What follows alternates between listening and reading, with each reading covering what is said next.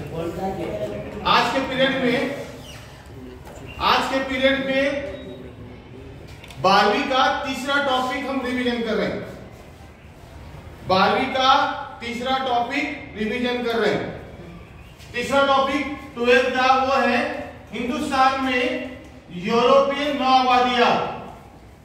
ये सिलेबस का तीसरा टॉपिक। इसमें आपको पढ़ना क्या है? इसमें आपको पढ़ना है यूरोप से आने वाली चार बड़ी कौमें हिंदुस्तान आई हुई। नंबर 1 जो सबसे पहले आए वो है पुर्तगाली। ये लोग आए 1498 में।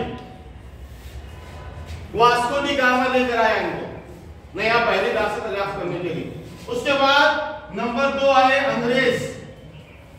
ये आए सन 1600 में। इसके बाद तीसरे आए डच। ये आए सन 1602 में। और आखिर में आए फ्रांसीसी। ये आए सन 1664 में। 1664 में। इनके बारे में मालूमात हासिल करनी है।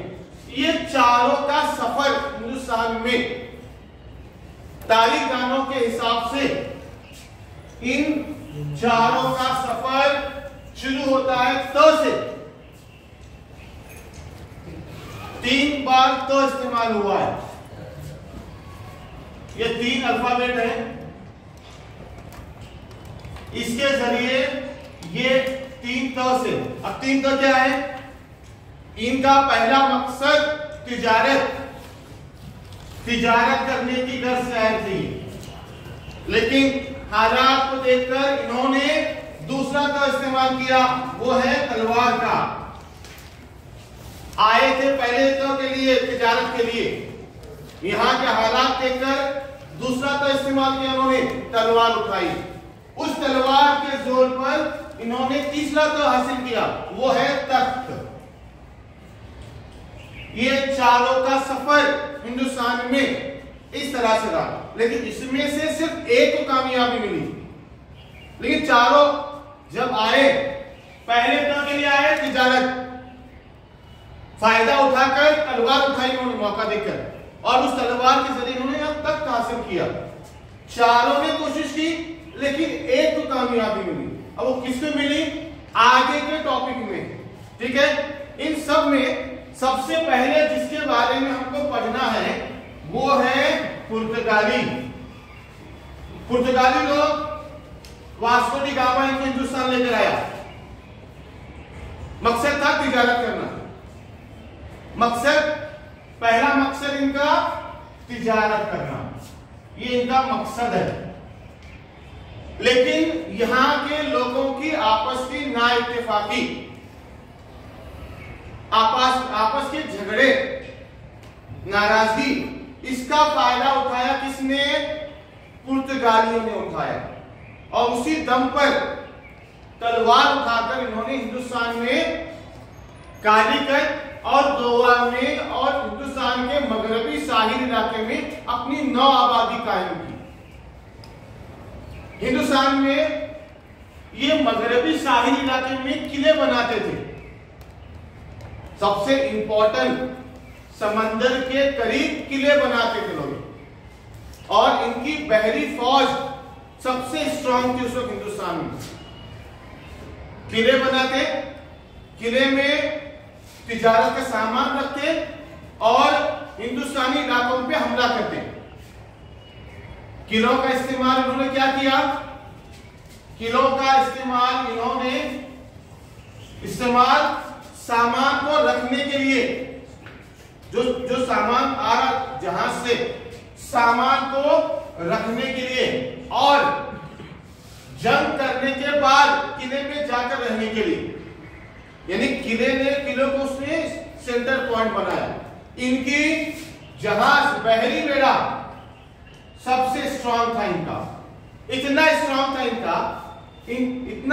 था कि इनकी इजाजत के बगैर, अब जो मैं बोल रहा हूं 2 मार्क या 3 मार्क को सवाल पूछेगा, इनकी इजाजत बहरी बेड़े के इजाजत के बगैर कोई भी हिंदुस्तानी जहाज समंदर में नहीं जा सकता था।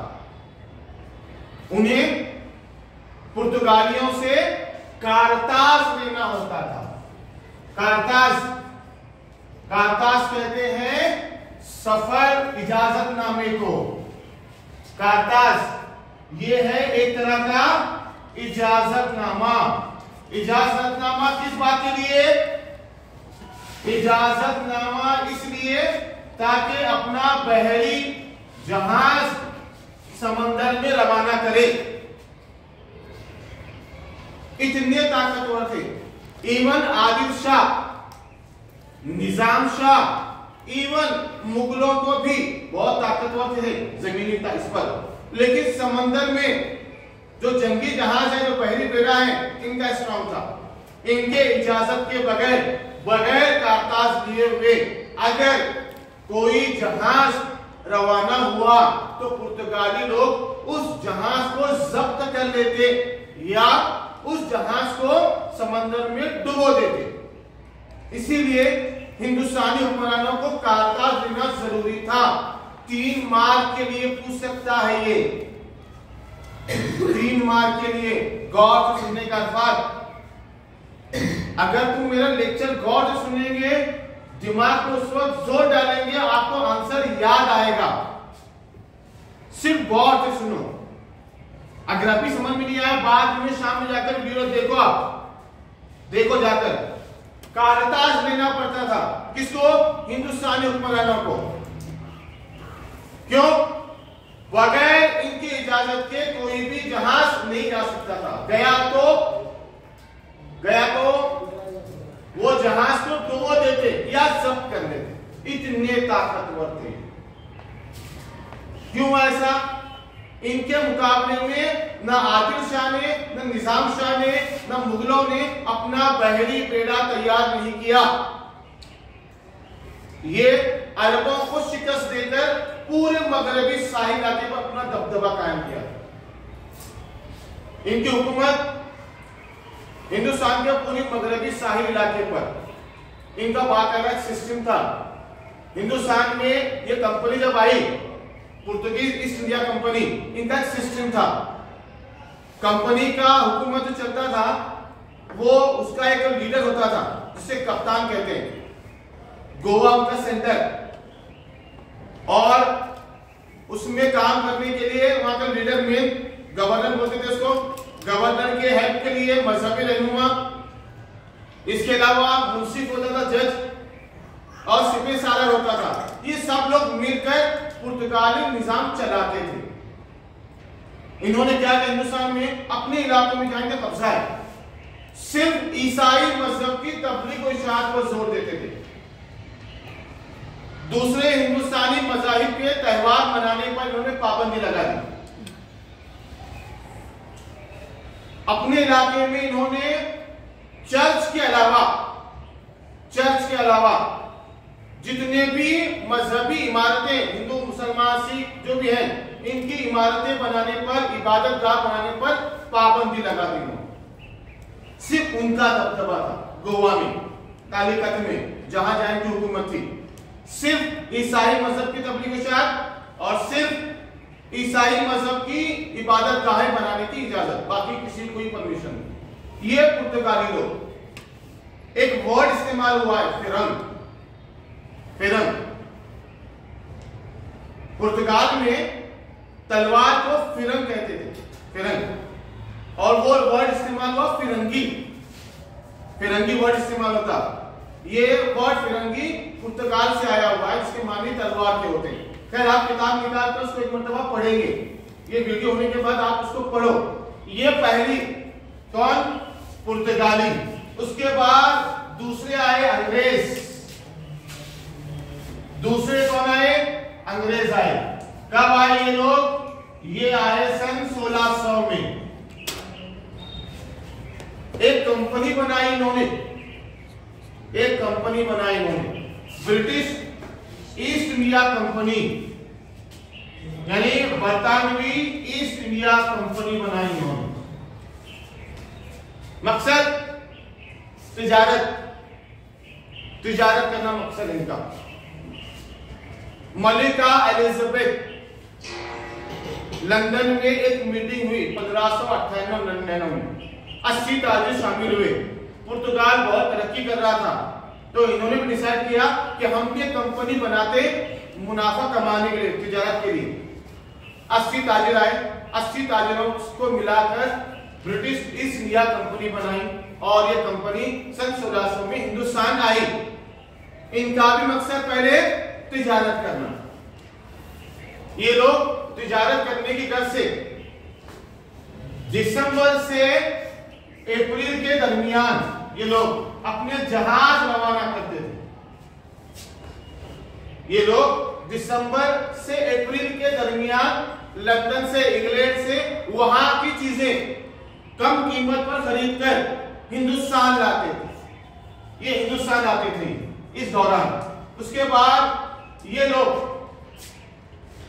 अगले साल मतलब जनवरी से मार्च के दरमियान ये लोग वापस निकलते थे। कहां जाते थे ये जाते थे इंग्लिस्तान को वापस। क्या करते थे? हिंदुस्तान में जो माल मिलता कम दामों पे, जैसे गरम मसाले, हिंदुस्तान में पैदावार होती। जनवरी से मार्च के दरमियान इंग्लिस्तान को रवाना होते। क्या लेकर? कच्चा मसाला, दवाएं, लकड़ी, शीशम की लकड़ी, चंदन की लकड़ी, या जो जहाज बनाने के लिए जो इस्तेमाल होती है वो लकड़ियां बड़े पैमाने पर खरीदते, साल भर खरीद कर स्टॉक करते और इंग्लिस्तान में निकलते जनवरी और मार्च के महीने जाते। वहां की चीजें खरीदते, यहां लाकर बेचते। अब साल भर चीजें खरीद रहे, रखने का काम। तो इसके लिए इन लोगों को जरूरत महसूस हुई फैक्ट्री की जरूरत महसूस हुई। किसको? अंग्रेजों को। कच्चा मसाला खरीदने का, उसको रखना पड़ेगा ना, कहीं तो रखना पड़ेगा। कहां रखेंगे? तो रखने के लिए गोदाम चाहिए। गोदाम मतलब फैक्ट्री। बड़े बड़े गोदामों की जरूरत महसूस हुई। उसके तहत सूरत में पहली फैक्ट्री कायम हुई। पहली फैक्ट्री क्या करते थे? पूरे हिंदुस्तान से माल खरीदकर उस फैक्ट्री में रखते और किसी साल के महीने में जो है जब जहाज आता वो सामान उतारते और ये सामान चढ़ाते थे। उस फैक्ट्री में काम करने वाले लोगों को फैक्टर्स कहते थे। उस फैक्ट्री में काम करने वाले लोगों को फैक्टर्स कहते थे। उनके लिए बाकायदा ट्रेनिंग होती थी। इंग्लैंड में यहाँ की जबानें सिखाई जाती थी। उनके साथ अब हिंदुस्तान का मौसम, हिंदुस्तान का खाना पानी अलग, गिज़ा अलग, यहाँ का पकवान अलग, रास नहीं आता तो वहां से बावर्ची मंगाते थे। ये अंग्रेजों के काम करने का तरीका। इनका मेन सेंटर मगरिब में सूरत और जुनूब में चेन्नई, मद्रास जिसको बोलते हैं चेन्नई, ये इनका मेन सेंटर। यहां से ये तिजारत को कंट्रोल करते थे, याद रखो। उसके बाद तीसरी कौम जो हिंदुस्तान आई वो है डच, जो सन 1602 में आए। अंग्रेजों के बाद जो तीसरी कौम आई डच।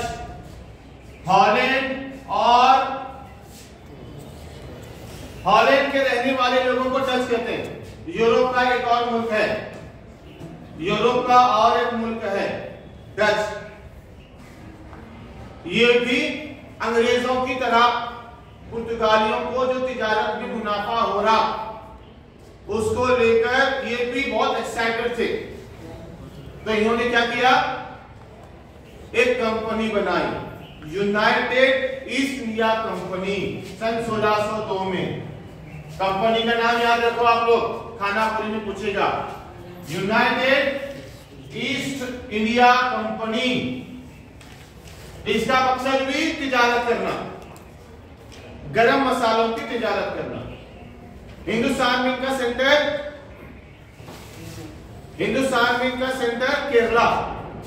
केरला रियासत। केरला रियासत में इनका सेंटर कोची, इनका मेन सेंटर। लेकिन ये ज्यादा अरसे तक टिके नहीं, क्योंकि इनका ध्यान सिंगापुर, इंडोनेशिया, मलेशिया वहां से गरम मसाला खरीद कर, क्योंकि ऑलरेडी यहाँ बहुत सारे थे मसले, अंग्रेज भी थे, पुर्तगाली भी थे, पुर्तगाली बहुत स्ट्रॉन्ग थे उस वक्त, तो इन्होंने ज्यादा ध्यान नहीं दिया। उसके बाद चौथी कंपनी आई, वो है फ्रांसीसियों की। ये कब आई चौथी कंपनी?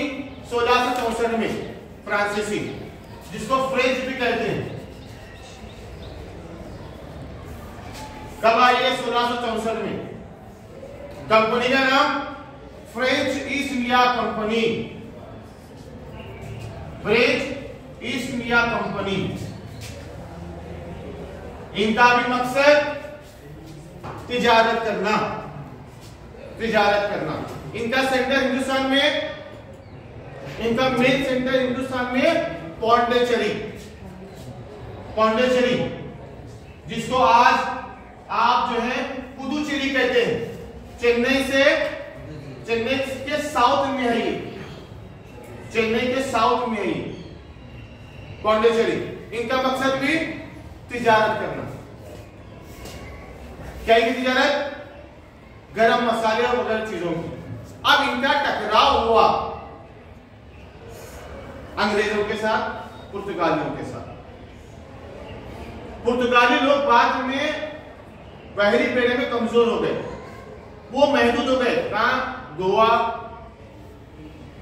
एर्नाकुलम, वहां गोवा तक महदूद पे हो गए, हम वहां पर। लेकिन दो लोग बचे, अंग्रेज और फ्रांसीसी, और ये बहुत करीब थे, तो इनके दरमियान तिजारत करने आए। यहां के मुकामी लोगों का फायदा उठा, देखा आपस में लड़ रहे, तलवार उठाई, हुकूमत कायम की। लेकिन हुकूमत कायम करने के दौरान इनके दरमियान भी जंग हुई, जिसे कहते हैं कर्नाटक की जंगें। 1748 में अंग्रेजों और फ्रांसीसियों के दरमियान कर्नाटक की जंगें हुई हैं। ठीक है, 3 जंगें हुई हैं कर्नाटक की। खानापुरी में एमसीक्यू में वजूहात में आपको पूछेगा, 2 बड़ी ताकतें यूरोप की, इंग्लैंड और फ्रांस, उनके दरमियान जंग हुई, उसका असर हिंदुस्तान में हुआ। और इनके दरमियान कर्नाटक के मुकाम पर 3 बड़े जंगें हुई, और इन जंगों में अंग्रेजों को सबकत हासिल हुई और अंग्रेजों ने फ्रांसीसियों को शिकस्त दी। फिर अब हिंदुस्तान में एक बड़ी ताकत बनी, सिर्फ एक ताकत बची, वो थी सिर्फ और सिर्फ अंग्रेजों की। जैसे मैंने आपको पहले कहा, 4 लोग आए थे, 4 में से एक बचा, और वो है अंग्रेज। ब्रिटिश ईस्ट इंडिया कंपनी को पूरे इख्तियार दिए गए, सब कंपनी इख्तियार दिए गए। तिजारत करना, मुकामी लोगों से जंग करना, मुकामी लोगों के साथ मुआहदा करना, सिक्के ढलवाना, कंपनी में काम करने वाले लोगों के लिए सजा मुकर्रर करना, सब इख्तियार दिया गया। ब्रिटिश ईस्ट इंडिया कंपनी को भी दिया गया, यूनाइटेड ईस्ट इंडिया कंपनी को भी दिया गया, और फ्रेंच ईस्ट इंडिया कंपनी को भी दिया गया। लेकिन इनके आपसी झगड़ों में ये लोग जीते, और बाद में ये लोग तलवार से तख्त पर फायज हुए। याद रखेंगे, ये है आपके सिलेबस का तीसरा टॉपिक, घर में जाकर पढ़ेंगे। मैं जितना पढ़ा रहा हूं, जब तक आप घर में जाकर पढ़ेंगे नहीं, याद नहीं होगा। ठीक है, याद रखते हैं।